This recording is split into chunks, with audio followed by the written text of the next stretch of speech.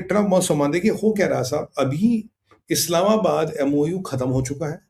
Technically आज वो expire हो गया, वो 90 दिन का जो एमओयू था, वो 90 दिन भी आज खत्म हो गए। उस एमओयू में कुछ बचा है नहीं, तो टेक्निकली आज वो 90 दिन भी खत्म हो गए। ईरान कहता साहब एमओयू हमने बनाया था न्यूक्लियर डील पे बात करने के लिए, उस एमओयू पे हमारी अमेरिका से कोई बात ही नहीं हुई, तो वो एमओयू तो हमारे लिए खत्म है। We don't believe in that MOU, MOU is not applicable.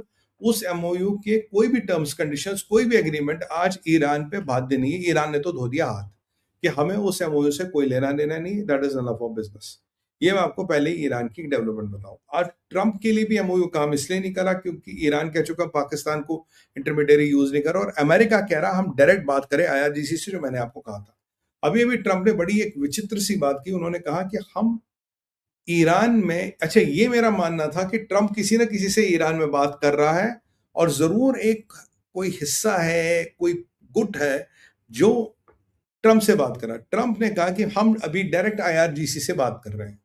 अब आईआरजीसी से डायरेक्ट बात कर रहे हैं अमेरिकन, ये बड़ी विचित्र घटना है। और अभी अभी आईआरजीसी के स्पोक्स पर्सन का वक्तव्य आया, कह रहा जी हम किसी अमेरिकन से कोई बात नहीं कर रहे। So IRGC is saying we are not talking to America, America is saying we are directly talking to IRGC. Islamabad memorandum खत्म हो गया, पाकिस्तान को इंटरमीडियरी यूज नहीं करना, कतर को इंटरमीडियरी यूज नहीं करना। सऊदियों के साथ ट्रंप के रिलेशन ऑल टाइम नीचे जा रहे, कतर के साथ बहुत अच्छे हैं नहीं, पाक और कोई इंटरमीडियरी बचा नहीं। तुर्किया पे ट्रंप भरोसा नहीं करता, तुर्किया पे इवन ईरान भी भरोसा नहीं करता टू बी ऑनेस्ट। तो अब कोई इंटरमीडियरी बचा नहीं, तो कहानी क्या है? कोई एमओयू, कोई डिस्कशन है नहीं। ट्रंप का कहना मैं आईआरजीसी से बात कर रहा हूं, आईआरजीसी का स्पोक्समैन कह रहा साहब हमसे तो बात हो ही नहीं रही, ट्रंप झूठ बोल रहा। अब एक अमेरिकन ने सट्टा लगाया था कि वो एक डील करेंगे ईरान के थ्रू वया ओमान, ओमान को आगे यूज करके वो डील कर लेंगे। Oman will basically represent American interest, और वो डील हो जाएगी। पर ओमान वाली डील में भी पेच फंस गया है, क्योंकि ओमान हाँ ना, कभी टैक्स लेंगे, कभी टैक्स नहीं लेंगे, कभी कुछ करेंगे, कभी कुछ करेंगे। और अब ओमान ने भी थोड़ा थोड़ा अमेरिका को झटका देना शुरू कर दिया है। और क्योंकि ओमान की जो डील है वो ईरान और आईआरजीसी डिक्लेयर कर जो एक इट इज नॉट सिग्निफिकेंट। उस डील में कुछ भी होगा हमें कोई फर्क नहीं पड़ता, वो डील इज नॉट सिग्निफिकेंट। और वो जो डील हो रही है, हमारा अमेरिका से जो बातचीत होगी या होने वाली, उससे उस डील का कोई लेना देना है। Do not try to confuse the, ये उन्होंने कहा। अब ट्रंप साहब को लग रहा है कि ओमान मेरे साथ डबल क्रॉस कर रहा है। Oman is intervening in the American business in middle east. Oman एक एलाई है, उस एलाई को ईरान भी ठोक चुका है। अभी ओमान को लेके ट्रंप का फरमान आया है कि Oman, we will hit Oman अगर वो हमारे रास्ते में आया। तो पहली बार Trump is talking of hitting a Middle Eastern ally अगर वो उसके रास्ते में आया, कि भाई अगर आप मेरे रास्ते में आए मैं आपको भी हिट करूंगा। ये अभी अभी हमारे ट्रंप साहब फरमा रहे हैं।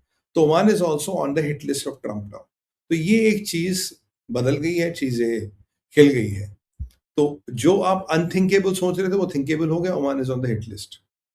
अब ईरान बिग वॉर, ईरान की बड़ी लड़ाई, ये क्या मसला? देखिए ईरान कह रहा है, देखिए मैं शुरू से कह रहा था ईरान जो एमओयू कर रहा था वो टाइम बाई करने के लिए कर रहा था।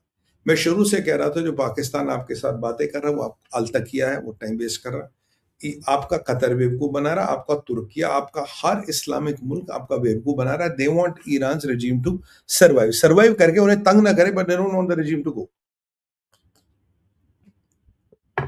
आज जब इस्लामाबाद मेमोरेंडम का टाइम खत्म हो गया, एक हमारी अमेरिकन इंटेलिजेंस हाइबरनेशन में थी या पॉलिटिकल शैकल्स में थी, उन्होंने आज रिपोर्ट दी है। उन्होंने कहा जी ये जो आपने एमओयू किया, ये बिल्कुल Iran was dying this to buy time. Iran एक बड़ी लड़ाई की तैयारी कर रहा है, और ईरान में एक लंबी लड़ाई की तैयारी हो रही है। और आईआरजीसी का रवैया सुप्रीम लीडर को कहीं उन्होंने छुपा दिया है, और उसके साथ जो भी इत्यादि स्टॉकिंग वगैरह इन्होंने करनी है वो कर लिए। आईआरजी, बैसेज मैसेज मलेशिया, इस सब की इंटरनल स्ट्रक्चरिंग हो गई है, और एक बड़ी और लंबी लड़ाई के लिए ईरान तैयार है। उन्होंने अपनी ड्रोन फैसिलिटीज को फिर से पे काम करना शुरू कर दिया, उन्होंने मिसाइल्स पे फिर से काम करना शुरू कर दिया। वो चाइना और पाकिस्तान के संपर्क में आ गए, वो नॉर्थ कोरिया के संपर्क में आ गए, वो हर उस मुल्क के संपर्क में है जो अमेरिका और इसराइल को नुकसान करेगा, इंक्लूडिंग तुर्किया, इंक्लूडिंग शिया मलेशियाज, और जितने मलेशियाज और जितने हार्ड लाइडर पूरे रीजन में, पूरे इस रीजन में, उन सबको रीच आउट कर दिया गया है और उनसे सबसे सपोर्ट मांगा गया है।